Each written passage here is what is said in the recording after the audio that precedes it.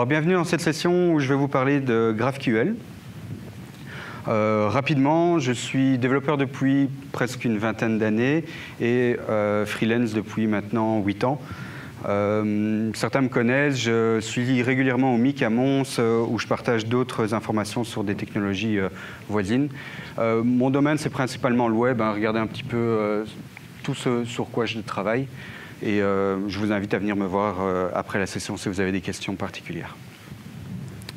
Alors aujourd'hui, on va parler de GraphQL et je me suis permis de faire ce petit jeu de mots Rest in Peace avec GraphQL parce que justement, on va mettre un peu en balance pourquoi est-ce qu'on utilise REST, qu'est-ce qui ne va pas bien dans REST, pourquoi est-ce qu'on peut utiliser GraphQL pour pallier à cette problématique. Alors est-ce que c'est un appel au meurtre par rapport au jeu de mots? Non, GraphQL ne va pas remplacer REST. Je vais faire une micro-pause le temps que les gens qui arrivent s'installent.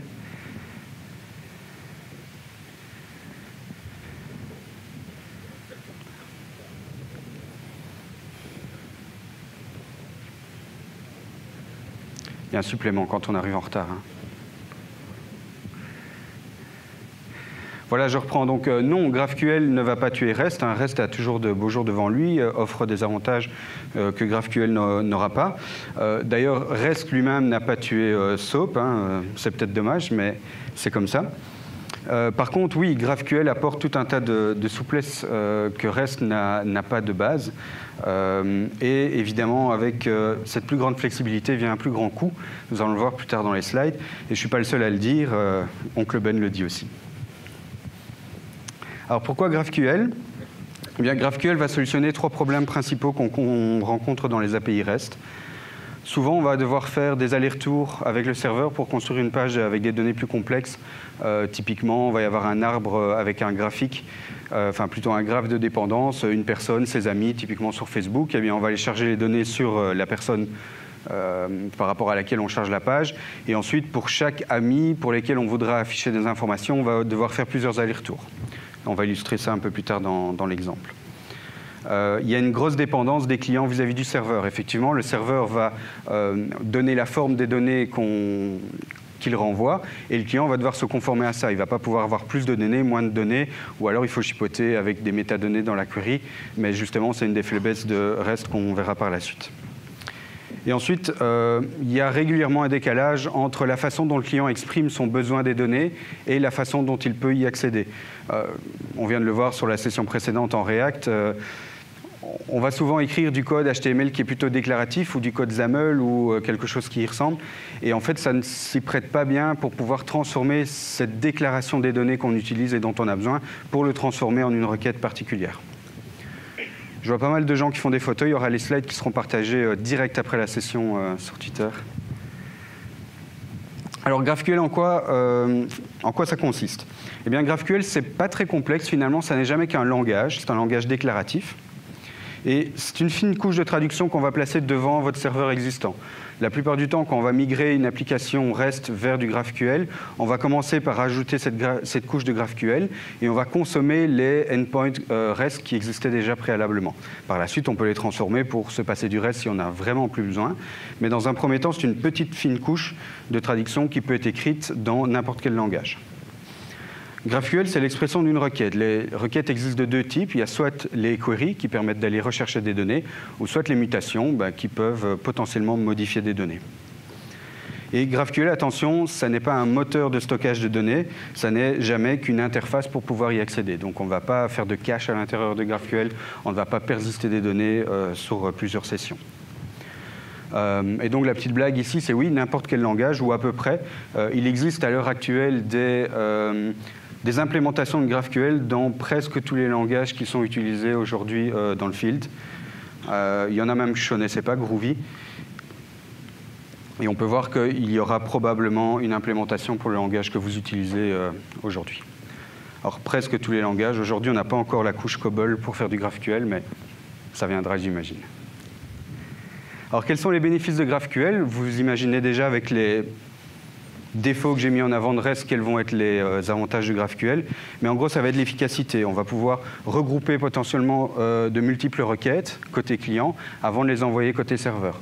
Donc, il faut vous imaginer, quand vous développez une application mobile, que le réseau que ce soit le réseau Wi-Fi, le réseau 3G, 4G, 2G, etc., n'est pas forcément fiable, n'est pas forcément stable, et que si vous bombardez votre serveur de requêtes, eh bien, potentiellement, il y en a une de la liste qui va peut-être échouer, ce qui peut poser problème dans les données que vous agrégez.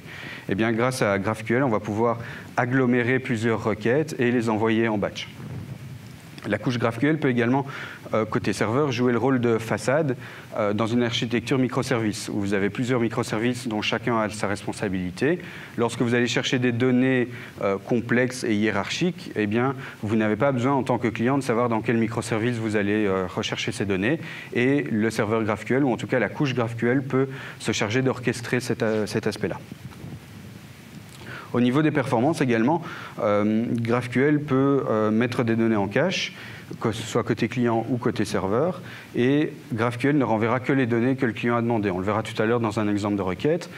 Si vous désirez obtenir que le nom et le prénom d'une personne, eh bien, en REST, vous allez quand même vous taper tout le payload que le serveur aura décidé de vous renvoyer.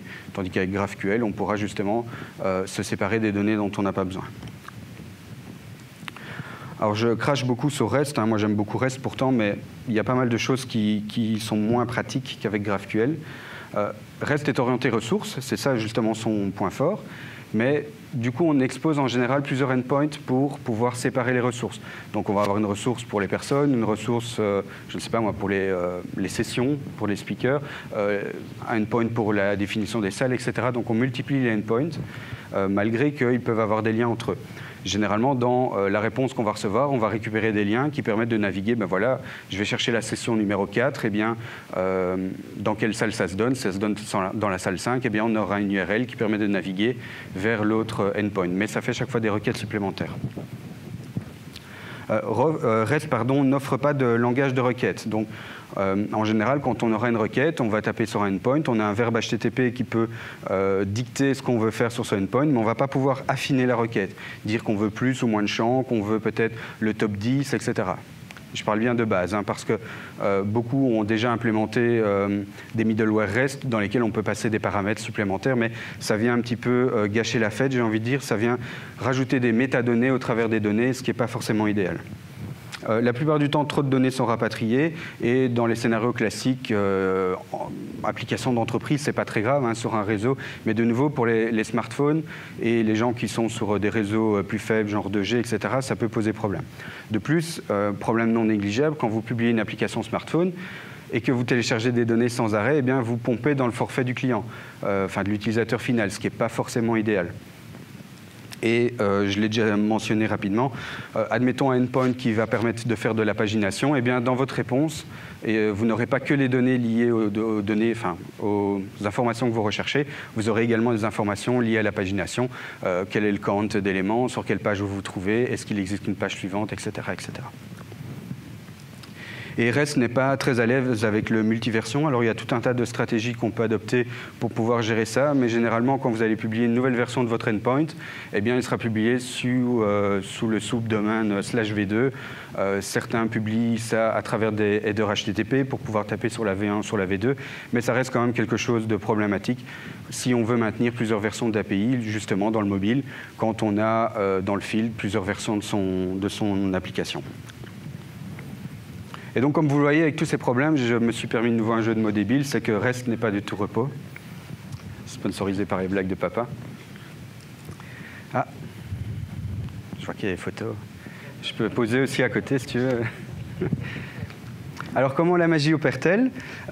Premièrement, GraphQL, c'est un schéma qui est fortement typé. C'est ça l'avantage. Ceux qui font du JavaScript et qui sont passés à Flow ou à TypeScript vont tout de suite voir les avantages en termes de productivité. Ce schéma est composé de champs et de types soit primitifs, soit complexes, qu'on va pouvoir décliner au fur et à mesure et créer ses propres types. Ce schéma est évidemment accessible pour les clients, ce qui permet plein de choses sympathiques, on le verra par la suite, notamment l'introspection, la validation côté client avant d'envoyer la query vers le serveur pour garantir qu'elle est valide, et la génération d'outils ad hoc qui permettent par exemple de générer facilement un client compatible avec les données que votre API peut renvoyer. Alors GraphQL, comme son nom l'indique, expose les données sous forme de graphes. Donc GraphQL, j'en ai pas trop parlé au début, mais c'est quand même Facebook à la base qui a développé ce produit, enfin ce logiciel. Et donc fatalement, tout le monde connaît un peu Facebook, la notion de graphe, la notion de hiérarchie au sein des données. C'est un outil qui pour eux leur rend méchamment service. Et donc GraphQL est très fort justement pour traiter ces informations qui peuvent être hiérarchiques ou sémantiquement liées. Et de nouveau, c'est un des désavantages que je mettais en avant pour REST et qui est un avantage pour GraphQL, c'est qu'on va pouvoir déclarer les besoins de données de manière plus déclarative. Alors ce ne sera pas écrit en anglais ou en français ou en tout cas en langage naturel, mais ça ressemble un peu à dire voilà, je veux la personne dont l'ID est 4, ainsi que son prénom, son nom de famille, sa date de naissance et les prénoms de ses amis, par exemple. Alors, cette flexibilité a un coût et engage de nouvelles problématiques. Évidemment, GraphQL va être un peu plus sensible aux attaques par déni de service parce que potentiellement, le endpoint est accessible à tous, un peu comme en REST, mais peut surcharger les microservices qui pourraient se trouver derrière. La nature aussi hiérarchique du graphe va faire qu'on peut aller chercher une personne, ses amis, enfin le prénom de ses amis, les amis de ses amis et les amis de ses amis, et ainsi de suite. Ce qui va faire qu'on peut potentiellement très fortement charger la base de données. Je l'ai dit juste à l'instant, le fait de justement imbriquer les informations qu'on cherche de manière hiérarchique peut augmenter la charge sur les microservices. Mais il existe des solutions à tout ça.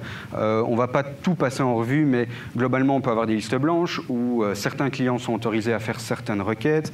On peut ajouter des délais de temporisation, c'est-à-dire qu'à chaque sous-requête hiérarchique, on peut ajouter un petit délai avant de renvoyer la réponse, ce qui est un peu pénalisant pour les clients légitimes, mais qui, pour ceux qui essayent de foutre votre serveur par terre, va être vite pénalisant quand ils seront au 3e, 4e, 5e niveau de hiérarchie. Et on peut évidemment limiter la profondeur du graphe, c'est-à-dire qu'on ne pourrait pas aller chercher les amis des amis des amis, parce que justement, ça peut augmenter également la charge. Et souvent, on peut travailler aussi sur le temps d'exécution. Donc, chaque nœud de la requête hiérarchique va être résolu de manière séparément. Et on peut dire que si une résolution prend plus d'un certain laps de temps, à ce moment-là, on drop la réponse et on arrête de traiter pour cet utilisateur. Autre problème, ça va être le caching. Comme on peut aller chercher des modèles de manière partielle, aller chercher une personne, juste son prénom et son âge, et juste après aller chercher la même personne, mais son adresse email et son nom de famille, eh bien, on ne va pas pouvoir simplement faire un cache bête et méchant, où on dit pour telle clé qui est l'ID de la personne, on cache telle réponse. Parce que d'un appel à l'autre, selon ce qu'on a demandé comme champ, la réponse peut être différente. Donc c'est ce que j'exprime ici, c'est un peu plus complexe qu'avec REST. Mais il existe aussi des solutions. Côté client, il y a deux librairies principales qui sont utilisées aujourd'hui. C'est Relay de Facebook et Apollo de la fondation, je ne sais plus comment elle s'appelle, mais qui avait fait Meteor à l'époque, qui peuvent faciliter la gestion de cette problématique parce qu'ils ont l'intelligence justement de faire du caching partiel et de détecter que pour telle query, en fait, on a été chercher tel champ et qu'on a une donnée partielle en cache et que si on demande d'autres champs, ce n'est pas le cache qu'on renvoie, mais il faut quand même faire une query vers le serveur. Et on a la problématique des requêtes N+1 en SQL. Comme chacun des nœuds hiérarchiques vont être résolus de manière dissociée, on ne sera pas capable facilement et naïvement d'écrire une requête SQL qui va aller charger toutes les données en un aller-retour, mais le premier nœud sera résolu, sera une requête SQL, le second nœud hiérarchique, une nouvelle requête, et ainsi de suite, et ainsi de suite. On a également des solutions pour ça côté serveur, et donc Facebook, de nouveau, a rencontré cette problématique. Évidemment, ils sont les premiers utilisateurs de leur librairie, et on a une librairie qui s'appelle DataLoader qui permet de pallier potentiellement à ce genre de problème et amener d'autres fonctionnalités. On va essayer de le voir tout à l'heure à la démo avec le cache. Justement, c'est le moment de faire la démo. Hop.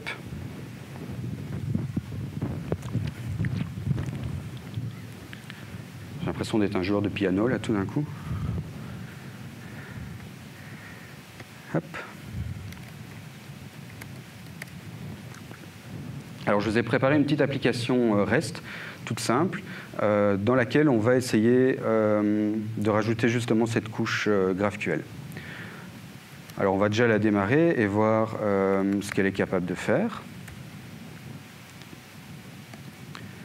Je vais juste démarrer un Chrome incognito, comme ça, on n'est pas embêté avec l'existant. Localhost 3000. Bon, je vais peut-être prendre Postman, en fait, c'est peut-être mieux. Donc j'ai défini un endpoint /people qui permet de récupérer des personnes et de récupérer une personne en particulier via son ID. Voilà, donc ici, localhost 3000 people/1, on voit qu'on récupère une personne en particulier, et l'autre endpoint, c'est sans ID, on récupère toutes les personnes qui sont dans la DB. Assez simple. L'application est écrite en JavaScript, Node.js, avec Express et quelques middleware. On ne va pas trop s'intéresser à tout ce qui se passe à l'intérieur, ce n'est pas le sujet de la session. Ce qu'on peut voir simplement dans la console, c'est qu'on log quand même les requêtes qui passent. C'est assez visible le noir, ou vous pouvez... Je passe sur le blanc ou... Blanc? Vite fait alors. Alors ma souris ne fonctionne pas, donc je suis obligé d'utiliser le trackpad, et je suis une nouille en trackpad. Désolé. Hop. Hop. C'est dégueulasse en fait. On va mettre gris, gris clair, gris souris, comment on dit? Non, c'était bien? Ok. Voilà. Où j'en étais? Eh bien, on va commencer à créer notre couche de traduction GraphQL. Alors, comment ça se passe? On va commencer par installer 2 packages. Alors, le premier package, c'est GraphQL en lui-même, donc c'est l'implémentation GraphQL en JavaScript.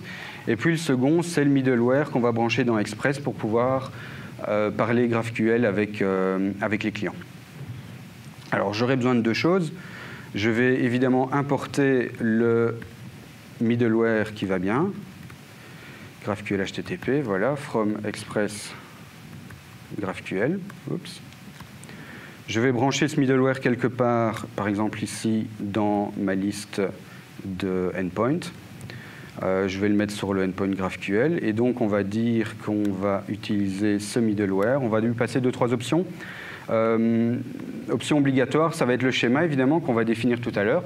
À l'intérieur de ce schéma, on va définir finalement quelles sont les entités sur lesquelles les clients pourront faire des queries dans GraphQL. Et une deuxième option qu'on va lui passer, c'est graphical égale true, enfin graphical 2.true.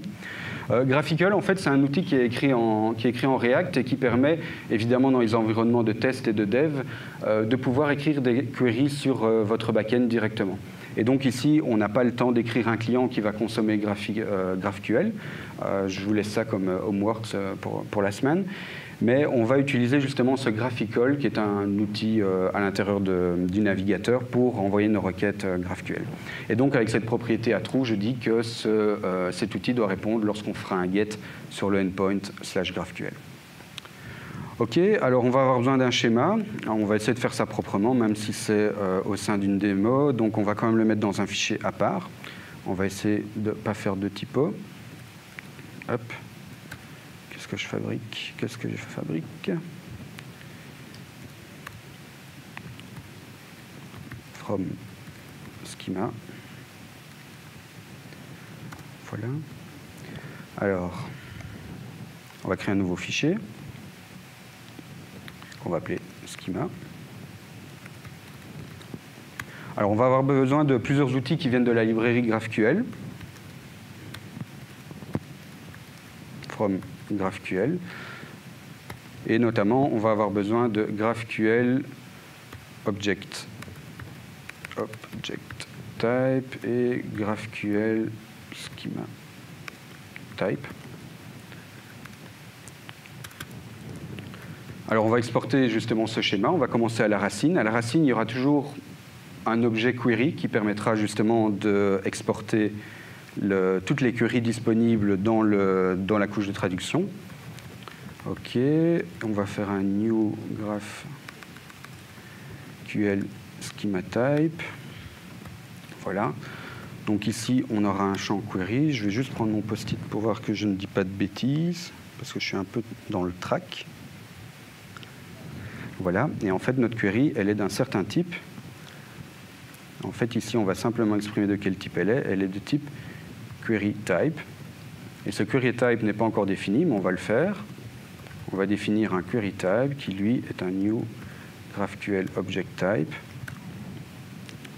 Alors, ce query type peut avoir un nom. En général, on va mettre query. peut avoir une description. Vous allez voir pourquoi c'est intéressant de remplir ces champs de métadonnées par la suite. Comme je le disais tout à l'heure, durant la présentation, on va pouvoir introspecter en fait tout le schéma à partir du client et générer des choses. Et donc, l'outil GraphQL qu'on va voir tout à l'heure va tirer profit de cette introspection et va pouvoir créer de la documentation en ligne automatique. Voilà, par exemple ceci. Alors, j'avais répété, mais on va définir des champs. Alors, ces champs peuvent être soit statiques ou soit au travers d'une méthode. Alors, la syntaxe pour renvoyer directement à travers une méthode n'est pas beaucoup plus complexe, mais permet par la suite de faire des choses un peu plus dynamiques, donc je le fais de manière automatique. Donc, ces champs, ça peut être quoi? On va définir un premier champ bidon pour la démo. On va dire qu'on aura un champ hello qui est de type GraphQL string, donc il faut que je l'importe. Voilà. Et lorsqu'on va résoudre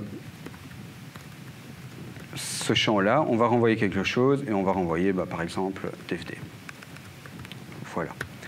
Je sauvegarde ici aussi. Alors, on va voir si je n'ai pas fait d'erreur. J'ai fait une erreur. Donc, il ne trouve pas le module parce que j'ai oublié un R.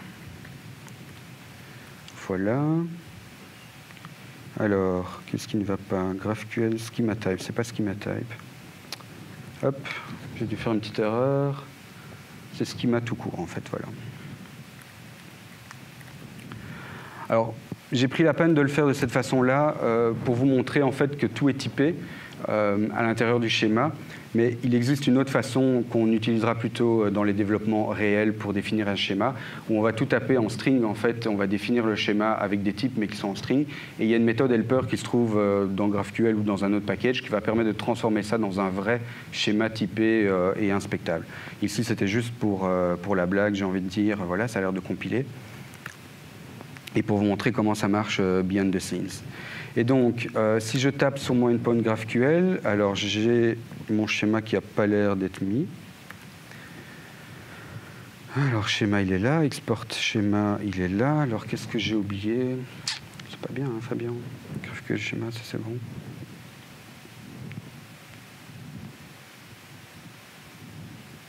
Ouais. OK. On va dire que c'est l'effet démo. Je vais faire ceci. Et on va arrêter de perdre du temps.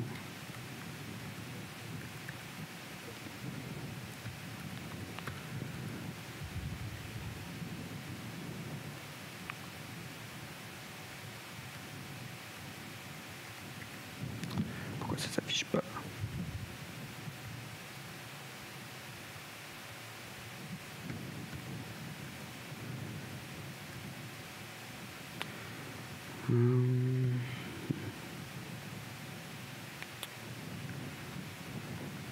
Je suis désolé.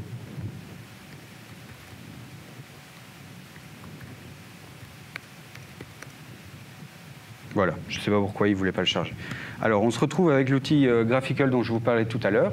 Donc, cet outil, de nouveau, je répète, est en React, c'est assez sympa. Lorsqu'il s'est chargé, il a fait une première requête vers le endpoint GraphiQL. Pour faire cette introspection, il a téléchargé tout le schéma et à partir de là, il va offrir plusieurs possibilités. La première possibilité, c'est d'avoir la documentation qui se trouve ici.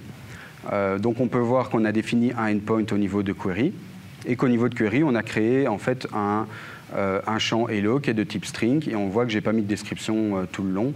J'en avais mis une tout à l'heure, mais comme j'ai copié-collé ce que j'avais foiré. Bref, donc cette documentation, quand on est en train de développer, et surtout quand on a deux équipes, une équipe back-end et une équipe front-end, elle est bien pratique parce que le front-end n'a pas forcément besoin d'aller compulser la doc qui n'est pas à jour de toute façon sur Confluence ou autre, et de devoir aller embêter l'autre équipe. Alors, de l'autre côté, ce qui est sympa, c'est que dans le Scratchpad, on a la possibilité d'écrire la query, et là, il y a de l'autocomplétion. Donc de nouveau, comme on a fait cette introspection au début, on est capable d'aller voir les champs qui sont disponibles. Donc si je tape Fabien ici et que j'essaye de faire tourner la requête, bien évidemment, il n'y a pas ce champ. Hop, alors on va prendre plutôt Hello et on va voir qu'ici on a bien résolu notre champ Hello vers World. Pas de problème. C'est un exemple un peu facile, donc on ne va pas trop s'attarder dessus. Je vais arrêter de taper du code parce que je vois que j'y arrive pas. C'est le stress. Et donc, je vais reprendre mon étape intermédiaire. Par contre, je vais vous expliquer ce qu'on a fait, parce que ça, c'est quand même utile. Alors, j'ai juste adapté mon schéma, et cette fois-ci, j'ai défini un person type. Mon person type, il a plusieurs champs, notamment le champ ID, le champ first name, le champ last name, le champ email, et un tableau de friends. Si je reprends ma REST API qu'on voit ici, on voit que les données ont exactement la même structure. Alors, qu'est-ce qui est intéressant de voir dans ce schéma? Donc, de nouveau, tout est typé. L'ID, c'est un integer, donc j'ai bien typé en tant qu'integer. Le reste, c'est des strings. Et mes friends, ce sont des person type aussi. Au niveau de la query en elle-même, j'ai enlevé mon hello world parce que c'était vraiment l'exemple. Et j'ai défini un champ person. Et ce champ person, j'ai dit qu'il peut renvoyer un person type, donc la structure qu'on vient de voir. Que pour accéder à ce champ, il faut lui passer un paramètre, notamment le paramètre ID. C'est un peu comme en REST. Hein. Quand j'ai voulu afficher ici la personne dont l'ID est 1, j'ai bien dû passer 1 dans ma route. Oups. Et de nouveau, la méthode resolve qui, pour le moment, ne fait rien. Alors évidemment, si je sauve ceci et que je l'exécute, le hello ne sert plus à rien. Mais je peux maintenant accéder, en fait, il faut peut-être que je recharge, sinon il n'est pas au courant que ça a changé. Ici, au niveau de personne, on voit de nouveau que l'autocomplétion m'aide beaucoup. Si j'avais oublié qu'il y avait un ID, en fait, il me le propose. L'ID, si je mets 1 dans une string, il va gueuler parce qu'il sait que c'est un integer. Donc ça, c'est plutôt pratique. Et ensuite, on va définir qu'est-ce qu'on veut. Par exemple, le first name, on veut le last name. Et encore, je mets des virgules, mais ce n'est pas nécessaire. On veut un email, par exemple. J'exécute. Et là, pour le moment, il n'y a rien parce qu'on n'a pas tapé de code dans notre resolver. Alors ici, je ne vais pas redévelopper l'accès aux données vers la DB, etc., vu qu'on a des routes existantes dans notre application REST. Et c'est d'ailleurs quelque chose que je vous conseille si vous êtes en phase de migration de REST vers GraphQL, vers GraphQL, c'est de dire, OK, on crée des endpoints GraphQL et pour le moment, on va taper dans les endpoints REST pour aller chercher les données. Donc, on va perdre l'avantage de pouvoir délester un petit peu le serveur en allant chercher que les données, mais au moins, on fait déjà plaisir au client et on le laisse, en fait, sélectionner les données dont on a besoin. Une fois que ça rencontre son petit succès dans les équipes mobiles ou applicatives, à ce moment-là, on peut commencer à migrer et dire, OK, on ne fait plus que de GraphQL. Alors, comment est-ce qu'on va faire ça? On va installer notre fetch pour pouvoir dialoguer avec notre serveur REST. Hop, voilà. Alors, là, le resolve, je ne l'avais pas fait. Je vais juste reprendre le resolve. Voilà. Hop. Et donc, dans le resolve, qu'est-ce qu'on fait? J'ai oublié d'importer fetch.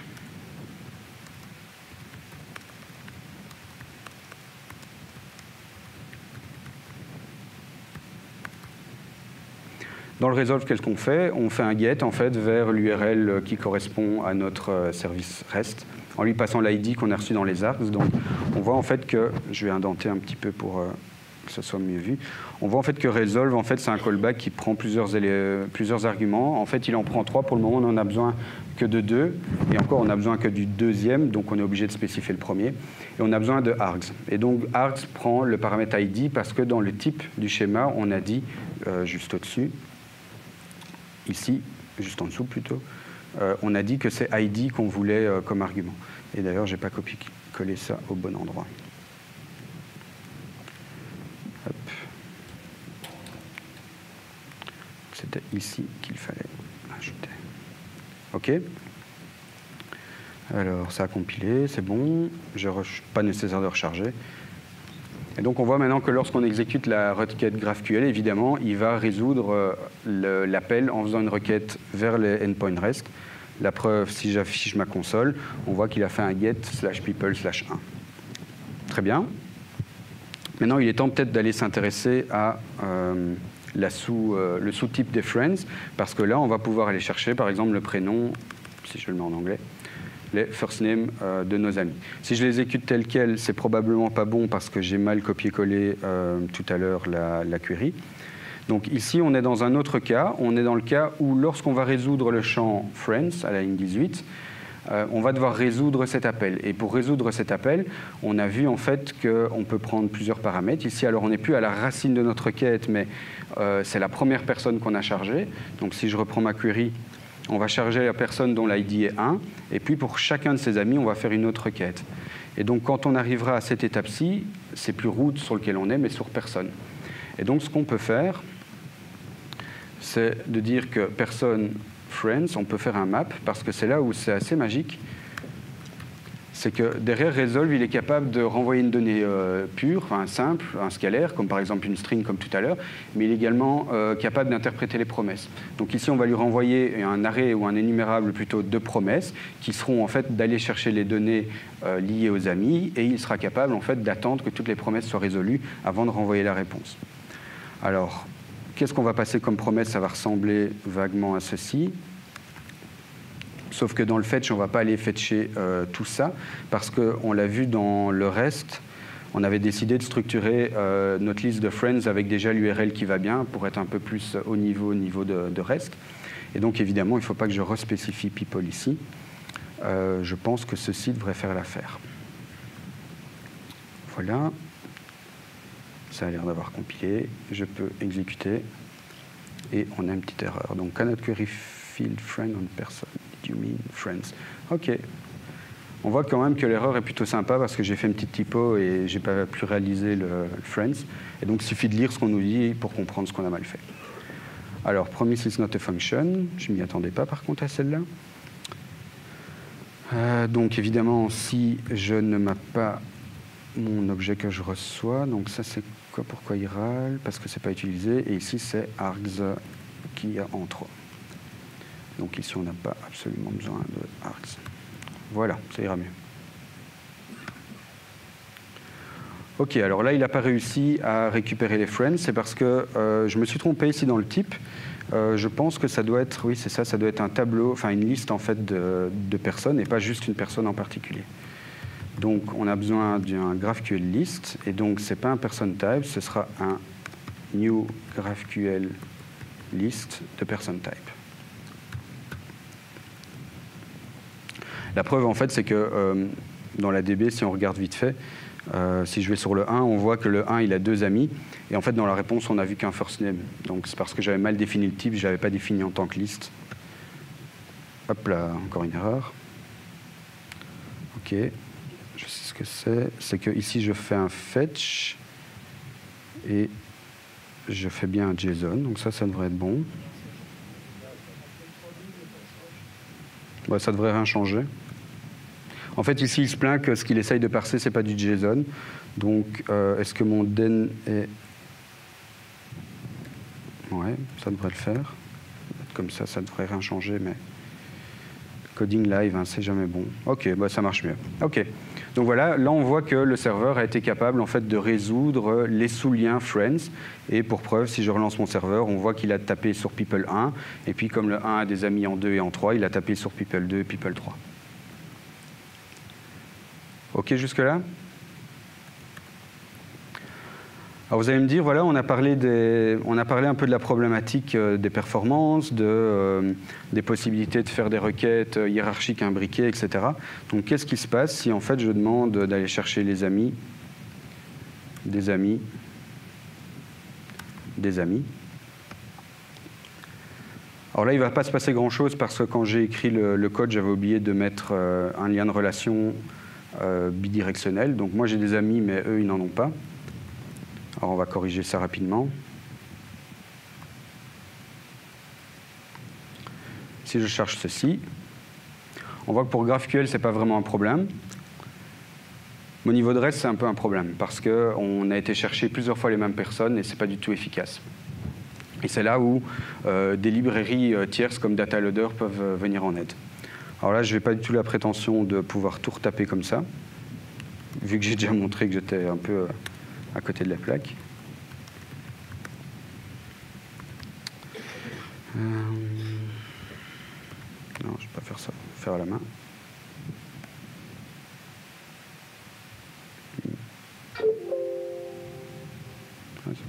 Pardon. OK. Donc là, j'installe la librairie DataLoader. Je vais vous montrer le code qui a été rajouté. Donc c'est quelque chose que je n'utilise pas depuis longtemps, donc c'est pour ça que je ne prends vraiment pas la peine d'aller taper le code. Mais en gros, qu'est-ce qu'on fait? On va chercher DataLoader de la librairie de Facebook. On a une petite méthode helper qui ressemble un peu à la précédente, qui va permettre en fait d'aller chercher des données en JSON à partir de notre back-end.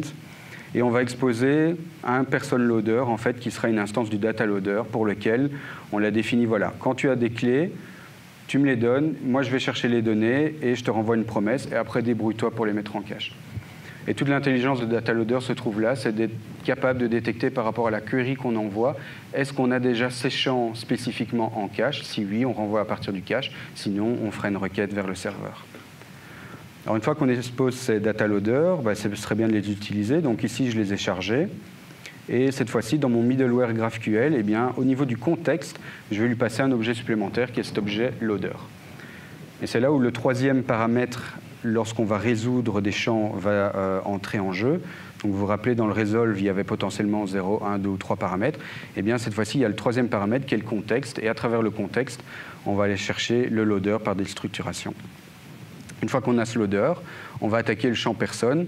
Et là, la librairie propose deux méthodes, le load many ou le load simple. Donc le load simple, comme vous en doutez, c'est pour aller chercher une personne en particulier. Et le load many, c'est pour aller en chercher plusieurs. Alors si je fais git install, ça ne marchera vraiment pas.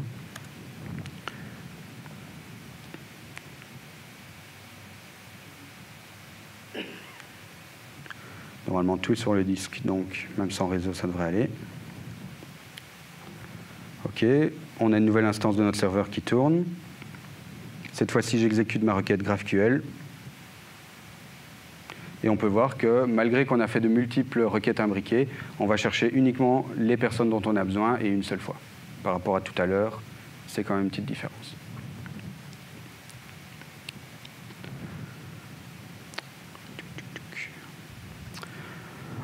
Voilà qui clôture la démo. J'aime bien ce petit gif. Voilà, j'espère que vous avez trouvé que GraphQL était plutôt cool et que ça pouvait vous apporter quelque chose dans vos projets. Désolé pour les petits couacs au niveau du code, j'ai pas assez répété. Et si vous avez des questions, je suis tout oui.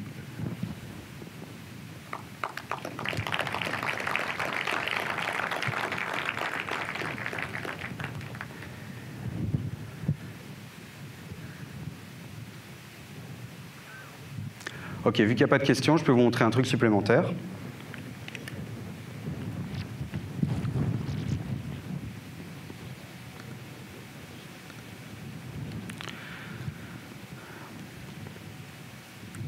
Alors, il y a des gens, il y a une époque, qui ont fait une API REST pour tout ce qui touche à Star Wars. Et évidemment, quand GraphQL a été mis au point, il y a des gens qui sont amusés à la GraphQLiser. Donc ça vaut la peine peut-être d'aller voir ça, vous allez voir. Pour vous entraîner à faire du GraphQL, c'est cool.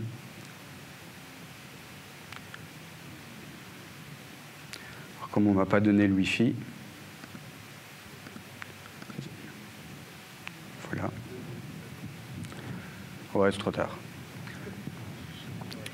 Voilà, donc on a une interface GraphQL, hein, comme celle que je vous ai montrée, mais qui est liée en fait à tout l'univers de Star Wars. Donc si on va parser la doc un petit peu, on voit que c'est pareil, hein, ils ont une query qui est à la racine, et on peut voir un peu tous les champs qu'on peut attaquer, aller rechercher tous les films, aller chercher un film en particulier, tous les personnages, les planètes, etc., etc. Et pour au final arriver à écrire des queries plutôt sympas comme celle-ci, où je vais récupérer le personnage dont l'ID est 4, je veux son nom, son année de naissance, sa planète natale et tous les films dans lesquels il apparaît.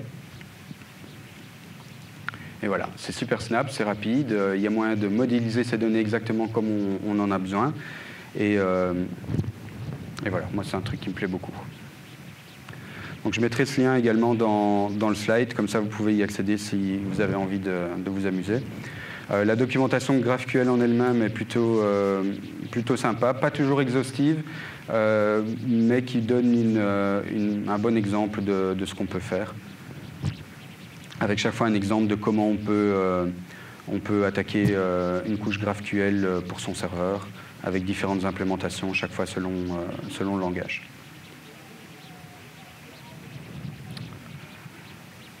Voilà.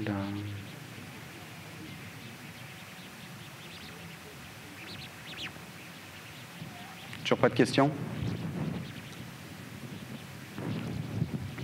Bon. Encore une fois, merci à tous alors.